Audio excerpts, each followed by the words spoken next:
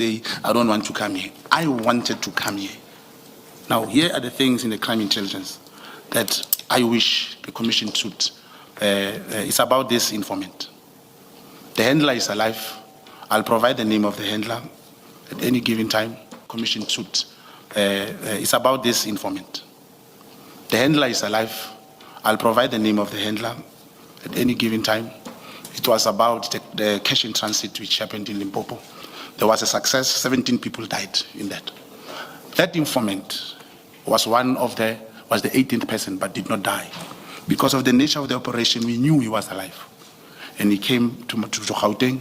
The only problem started with a claim. It was 1 million rand that was requested, could not be approved. It's one of, commissioners, if can remember, it's one of the things I gave example about.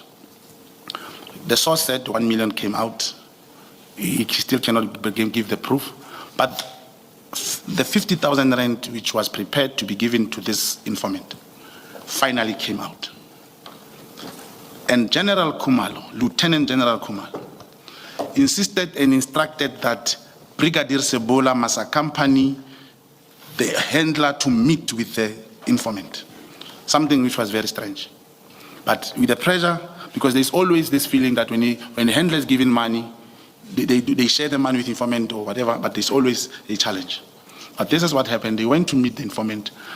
Brigadier Sebola wanted the contact numbers of this informant. The handler couldn't agree, but because when you meet someone, you never know other arrangements which were made. This informant spoke to me.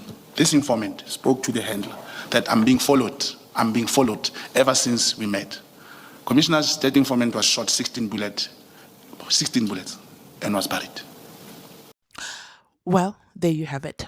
The informer was shot and killed. 16 bullets. 1, 2, 3, 4, 5, 6, 7, 8, 9, 10, 11, 12, 13, 14. 16 bullets. And yes, of course, he died and has been buried. In other words, don't ask me for the informer.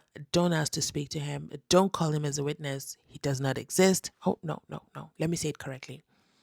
He has died. May his soul rest in peace. So, no backup to Mr. Brown Mogotsi'S story. Everybody will come back to another video on Brown Mogotsi. Wow. Like, I think this is my favorite series ever. I saw in the comment section someone said Brownie. I saw another comment. Oh, I gotta look it up. I'll look it up. And I thought, oh, this is a perfect one for the name of our series. But let's continue listening on. This is Brown Mogotsi. He has a lot to say. And did you notice in the first clip, nothing actually made sense. Nothing actually made any sense at all. But let's continue listening on. Another incident, and these are only happening in the cash in transit. And one will wonder, what is the reason? Why there is a problem with CIT informants? This one happened in Gauteng.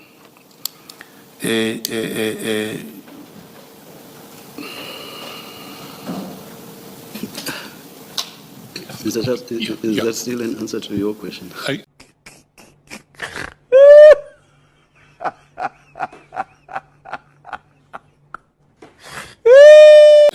I think, Mr. Mogotsi, we should possibly canvass these issues separately on the basis of a separate statement, because if there is detail that requires investigation, I think that we should do that before we canvass it in open commission. Okay, commissioners, the question was, is there anything that I want to raise that is not in the statement around corruption in the crime intelligence? That was the question, and I said, yes, I do have.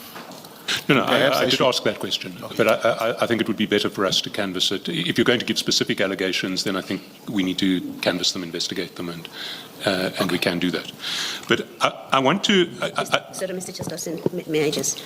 and I accept the way you're going to proceed, and I think that's a correct way to do it, but I would like to raise this. You are mentioning names. You've mentioned Sebola. That's correct.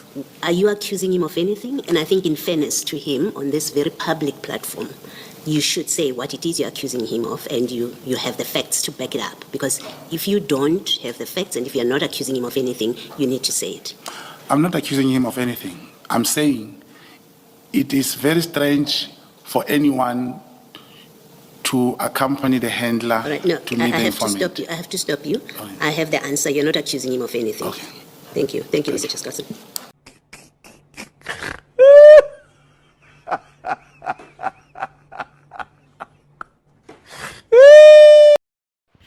No, of course not. I'm not accusing Brigadier Sibula of anything. It's just that, when you're telling a story, it just feels so nice to drop in some names here and there. So I dropped in his name, and then now you're asking me if I'm accusing him of anything, and I'm really not accusing him of anything. I now have to backtrack on what I was about to say about him. But let me explain. Let me explain the story of Brigadier Sibula, because how can he be out there accompanying a informer? I mean, you know what? Commissioner Baloy, she should have let him continue, but no. You can even see Madlanga is tired, okay? Madlanga's is tired. It is tired of Brown Mogotsi and all his storytelling skills. He has to actually hold his head. And Commissioner Baloy says, no, we're not doing this today, okay? I'm asking you a question. You're going to answer the question. So far, you haven't even answered the question. And we don't even know if you've answered the the evidence leader's question, because you're just going on and on and on. Like, what is going on here? This is absolutely hilarious. Did I say absolutely hilarious already? Let me say it one more time.